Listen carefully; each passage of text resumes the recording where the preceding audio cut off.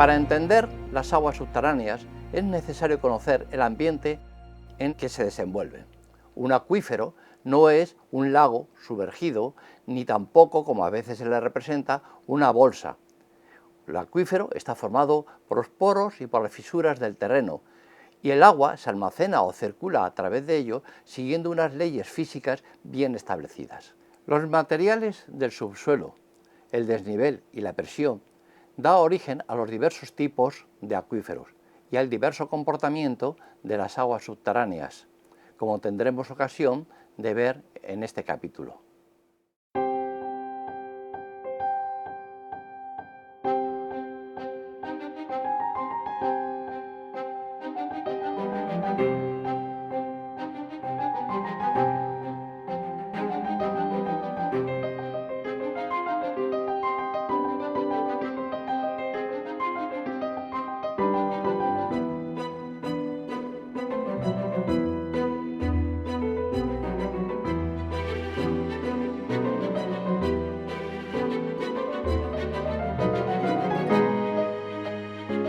Con frecuencia, entre la ficción y la realidad se dan distancias insalvables.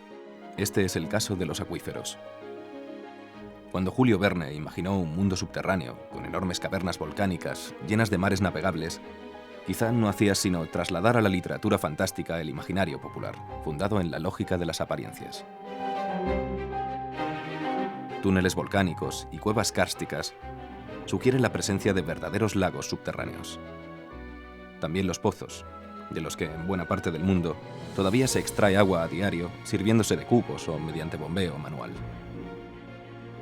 Para la mayoría de la gente, el agua está ahí debajo, retenida en grandes bolsas, o circulando por ríos y corrientes subterráneas, como suelen afirmar todavía hoy los taoríes, que armados de péndulos y varillas pretenden determinar su abundancia y dirección.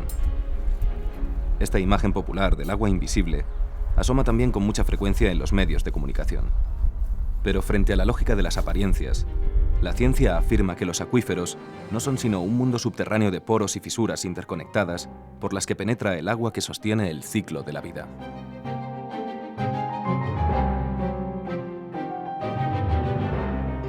La porosidad de los materiales que constituyen el subsuelo determina las características y los comportamientos fundamentales de los acuíferos. El caudal que pueden proporcionar, la calidad del agua que contienen y la mayor o menor vulnerabilidad a la contaminación.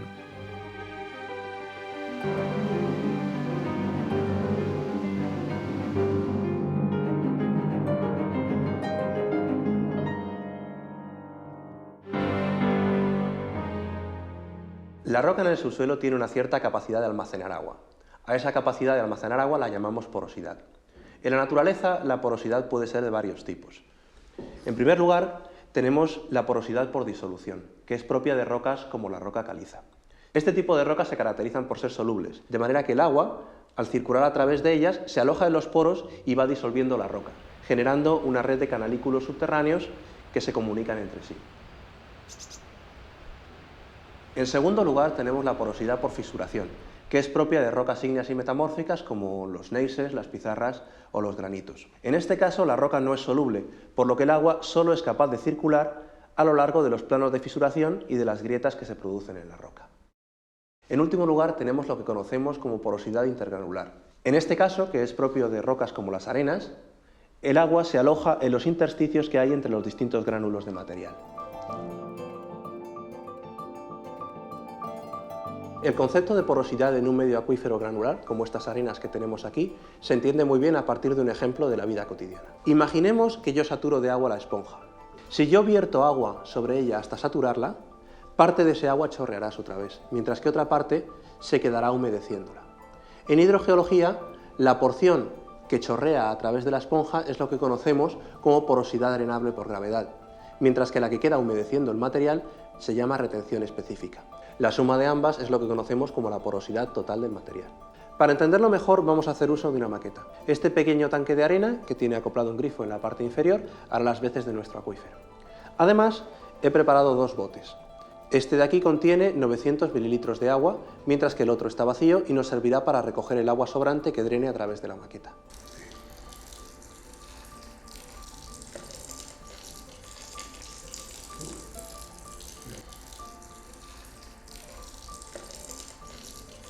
Una vez terminamos de verter el agua, esperaremos unos segundos para que se infiltre antes de abrir el grifo.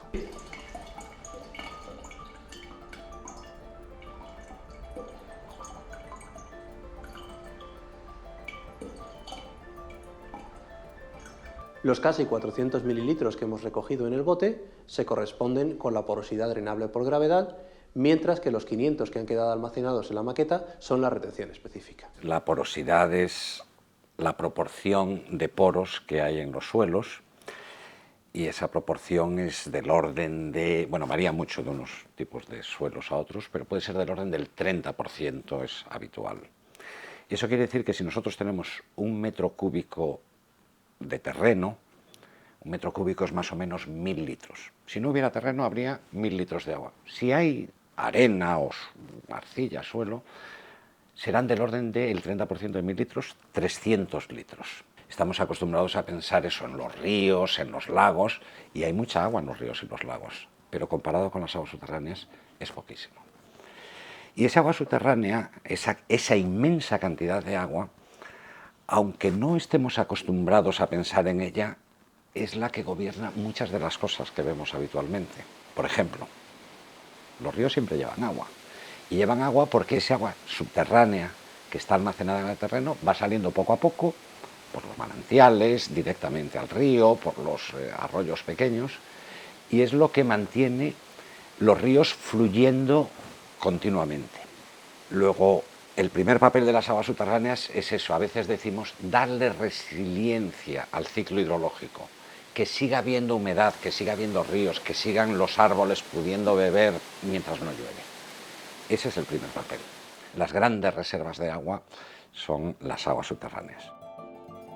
En una primera clasificación, los hidrogeólogos distinguen entre acuíferos detríticos, acuíferos kársticos y acuíferos fisurados.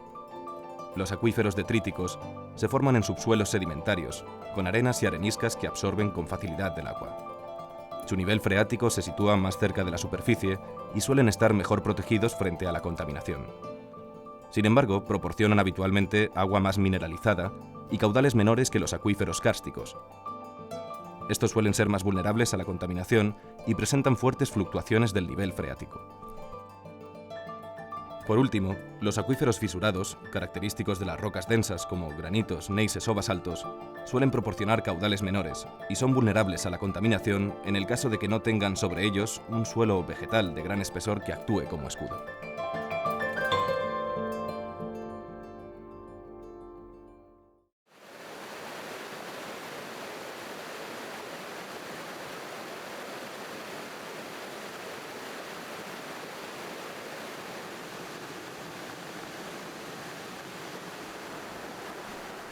Una parte del agua que aporta la lluvia es absorbida por el suelo, alimenta la vegetación y se infiltra por los poros y grietas de las rocas hasta llegar al nivel de saturación de los acuíferos. El resto forma la escorrentía superficial que va a nutrir la red de arroyos y ríos que buscan la salida al mar.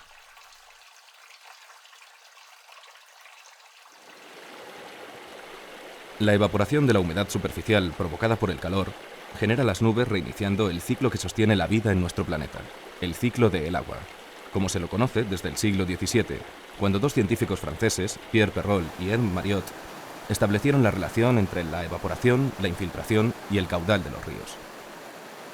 La medición del caudal de los ríos es uno de los primeros pasos para una eficaz gestión del agua.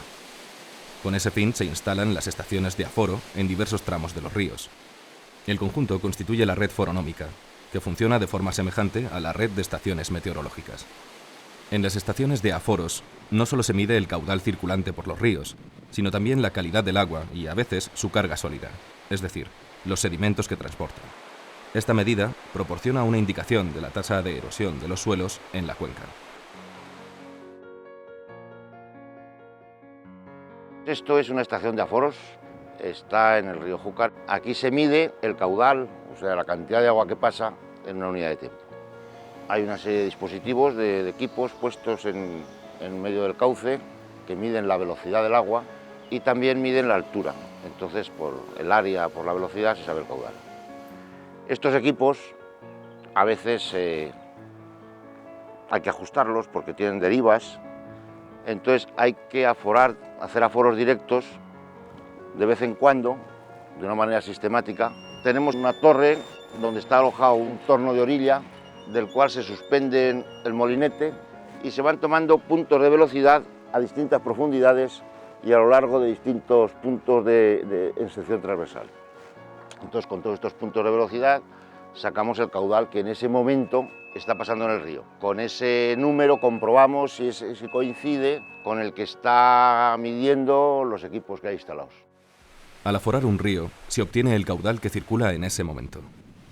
Si se produce una precipitación sobre la cuenca, el caudal aumenta progresivamente y sigue aumentando, aun después de que termine la lluvia, hasta alcanzar un máximo que se denomina cresta o punta de la avenida. A partir de ese momento, el caudal va decreciendo paulatinamente hasta recuperar el caudal inicial. Esta curva en forma de campana, denominada hidrograma, es fundamental para conocer el comportamiento hidrológico de la cuenca y determinar la cantidad de agua subterránea que alimenta los ríos, conocida como caudal base. En 1856, el ingeniero francés Henri Darcy, encargado de dotar de abastecimiento de agua a la ciudad de Dijon, descubre que en un medio poroso, el agua se desplaza desde el nivel de energía más alto a los más bajos, por lo que su energía procede esencialmente de las diferencias de nivel y de la presión. Para comprender mejor la ley de Darcy, vamos a hacer uso de un modelo en el laboratorio. Esta maqueta que tenemos aquí representa un acuífero de arenas gruesas que se corresponde con esta capa marrón de aquí abajo, confinado por unas arcillas negras impermeables que tenemos aquí encima. En este acuífero vamos a establecer una zona de recarga, es decir, una zona por donde entra el agua, y una zona de salida que se corresponde con este grifo que tenemos a este lado. Vamos a cargar la maqueta.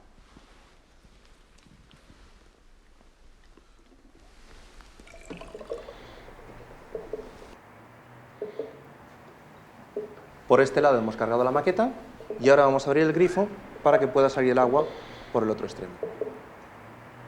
Y esperaremos a que se estabilicen los niveles. Al cabo de un rato, los niveles se estabilizan, existiendo una diferencia de altura entre el punto de entrada y el punto de salida. La ley de Darcy establece que el caudal viene dado por la multiplicación del área de paso, por la constante de permeabilidad K del material, en este caso las arenas, y por el gradiente hidráulico. El gradiente hidráulico es la diferencia de nivel entre el punto de entrada y el punto de salida dividido por la longitud de la maqueta. ¿Qué es lo que descubrió Darcy? Que el caudal de agua que sale por el tubo, la fuerza o energía del chorro de agua, a la que llamamos Q, depende de la diferencia de nivel entre la zona de recarga y la de descarga, de la sección del tubo, que puede ser mayor o menor, de su longitud, que es otra medida variable, pero también de la conductividad hidráulica de los materiales, que esta sí es una constante. Cada tipo de material ofrece una determinada resistencia al paso del agua, una constante de permeabilidad, a la que se llama K. La ley de Darcy se puede decir que es el fundamento de todas las leyes físicas que rigen el movimiento de los fluidos en medios porosos y permeables, incluido, claro está, el medio subterráneo. A pesar de su sencillez, tiene un numeroso campo de aplicaciones. Por sí sola es la base para el desarrollo de muchas ecuaciones de flujo en medios permeables y en régimen permanente y transitorio, y también tiene numerosas aplicaciones en el campo de la hidrodinámica en medios permeables.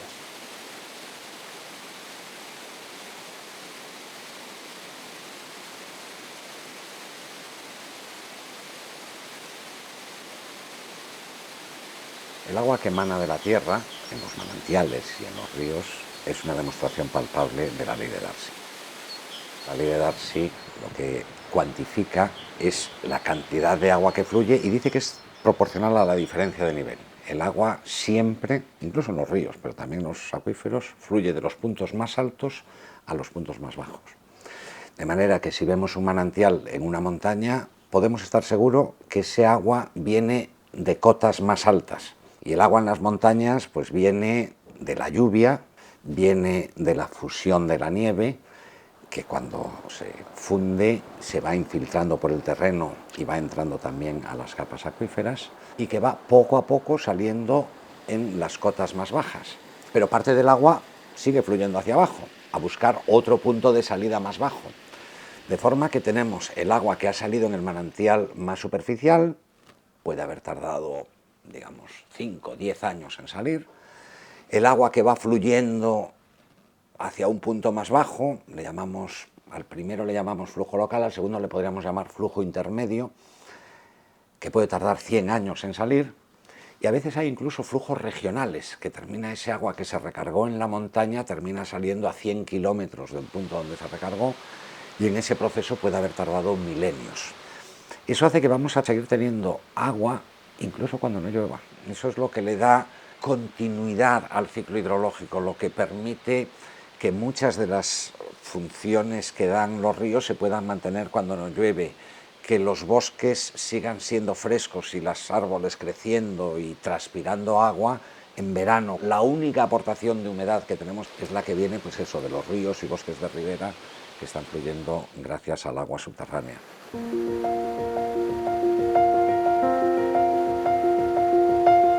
La independencia de los ciclos climáticos cortos es una de las propiedades especialmente valiosas de las aguas subterráneas. De hecho, mientras el tiempo de permanencia del agua en los acuíferos puede ser de siglos, vemos que en la superficie del terreno el tiempo es de unos 10 días hasta que se evapora. En un río puede ser de unas 2 semanas el tiempo que tarda en llegar al mar, y en un lago se calcula que unos 10 años. El agua que se infiltra en el terreno, que es el agua de lluvia, está muy poco mineralizada. Cuando entra en el terreno va a empezar a disolver minerales. Y va a disolver lo que haya. Si estamos en la mitad este de la península ibérica, los suelos en su mayoría son suelos carbonatados.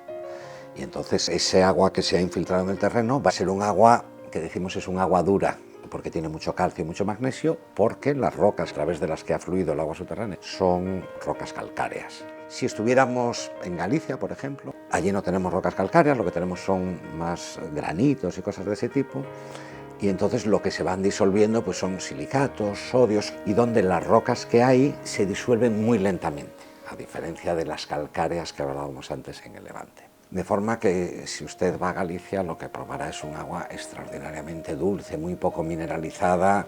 Eso da lugar a que haya pues todo un abanico de distintos tipos de aguas, dependiendo de la naturaleza de las rocas a través de las cuales ha ido fluyendo el agua subterránea. Toda esta diversidad de aguas, de muy poco mineralizadas a muy mineralizadas, favorece que se desarrolle toda una industria de agua embotellada, que es básicamente agarrar agua subterránea, ya bien la que sale de un manantial o simplemente perforando un pozo y extrayendo ese agua, embotellarla, obviamente bajo unas condiciones de asepsia exquisitas para que no le entre ninguna contaminación, y comercializarla. Las aguas minerales naturales son aguas que proceden del subsuelo, bien extraídas o bien recogidas de un manantial que nace espontáneamente. La característica principal es su composición físico-química y es una composición constante, que quiere decir que es permanente y siempre es la misma a lo largo del año. Además, están libres de microorganismos patógenos peligrosos para la salud, no tienen sustancias tóxicas ni contaminantes perjudiciales y además están sometidos a unos controles analíticos diarios para mantener la pureza de todo lo que se embotella, y hay unos límites de esa concentración de minerales que establece o están marcados por la ley que no pueden superar. Luego hay otra serie de aguas que llamamos mineromedicinales, que son las que se emplean en los balnearios. Son de origen subterráneo y esas se emplean tal cual salen de la naturaleza. No admiten ni el almacenamiento porque tienen un equilibrio químico muy frágil y el hecho de almacenarlas a veces altera su composición. Son aguas que han sido declaradas mineromedicinales por la Administración Sanitaria y de utilidad pública. Muchas veces estas aguas superan los límites de minerales que establece la ley para las aguas cuando se beben, pero no para baños, y como se ha demostrado que tienen utilidad terapéutica, pues se aplican bajo prescripción facultativa.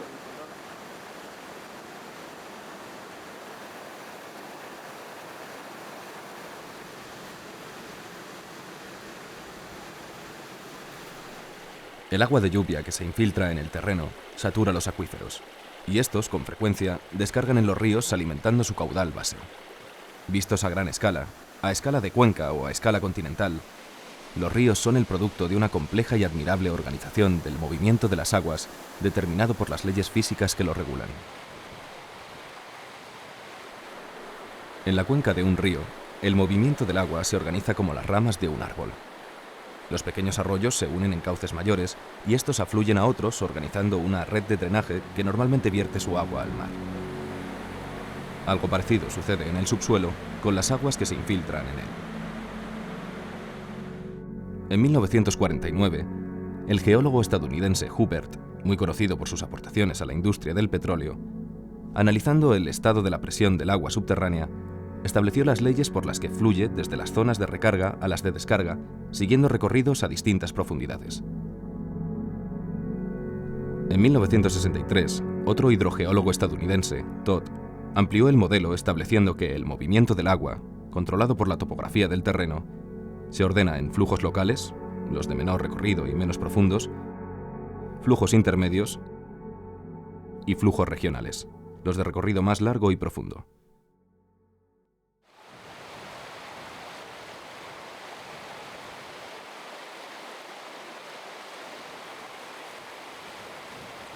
Pero la complejidad de las relaciones entre el agua superficial y la subterránea, como dos integrantes distintos del ciclo único del agua, no termina aquí. Los cauces perennes suelen estar alimentados regularmente por la descarga de agua subterránea. Estos cauces ganan agua de los acuíferos, por lo que se les denomina ríos ganadores. No así los cauces temporales que, al discurrir por encima del nivel freático, pierden agua que va a recargar los acuíferos, por lo que se les denomina ríos perdedores. Bajo las ramblas del litoral mediterráneo y bajo muchos ríos de la España seca, los acuíferos atesoran el agua que falta en la superficie, de ahí la importancia de una equilibrada explotación. Aunque parezca un capricho de la naturaleza, las leyes físicas que regulan el flujo de las aguas subterráneas hacen que un mismo río sea, a lo largo de su curso, ganador en unos tramos y perdedor en otros.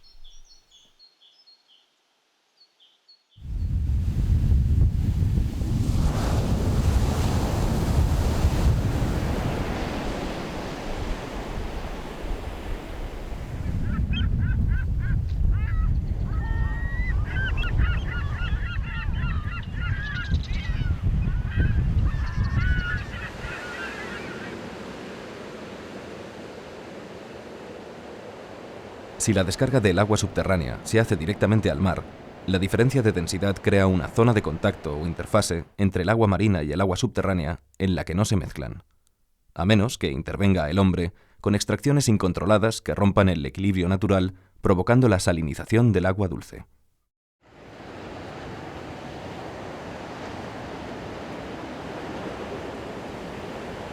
Con la profundidad, el agua almacenada en el subsuelo adquiere presión. Esta es otra propiedad importante que explica el comportamiento hidráulico del agua y que hay que tener en cuenta a la hora de explotar los acuíferos, sea para el uso del agua como recurso, para su aprovechamiento geotérmico o para el almacenamiento de CO2 u otros fluidos. Se suelen clasificar tradicionalmente los acuíferos según su estado de presión. Como es natural, dicha presión irá aumentando con la profundidad, por el propio peso del agua a medida que aumenta el espesor saturado y también por el peso de las capas de materiales impermeables que lo encierran cuando se trata de los acuíferos llamados cautivos o confinados. Quizá la manifestación más llamativa de la presión a la que se ve sometida el agua en algunos acuíferos sea la de los pozos artesianos, así llamados por su abundancia en la región francesa de Artois, aunque ya eran conocidos desde la antigüedad en Egipto y en Oriente. En el pozo artesiano, el agua asciende por encima de la superficie del terreno, empujada por la fuerza de la presión que sufre en el subsuelo.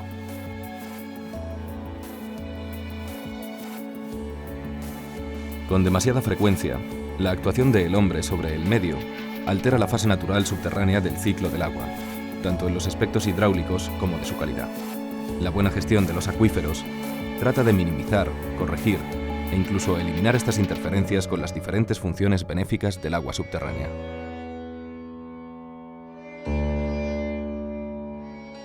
La humanidad pronto superará los 7.000 millones de individuos.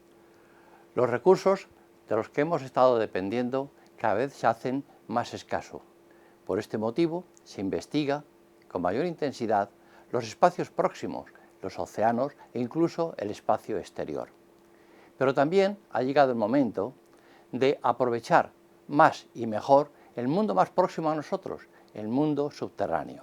La porosidad de los materiales que permite que el agua y otros fluidos penetren y circulen por el subsuelo, junto con la conductividad hidráulica y la permeabilidad, son los aspectos clave para el aprovechamiento de los recursos que atesora este espacio. Recursos que son absolutamente reales e imprescindibles para la vida en la superficie de nuestro planeta.